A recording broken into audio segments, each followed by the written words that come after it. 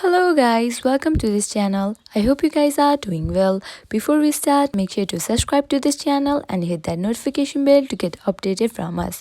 Today in this video, I'm going to teach you to download Duolingo app in your device. This process is similar for Android and iOS device. You can use your Play Store or App Store to download Duolingo app in your device. Make sure that you are connected to your Wi-Fi. Now let's get started. Open your App Store or Play Store in your device. Here I will be using my App Store. Here I go. At the top you can see that search bar. Type the Duolingo. Tap on search. Now tap on that arrow showing downwards. Wait for a few seconds. It is in the process to be downloaded. After it is downloaded, you can open and use this app. This is very easy and simple process.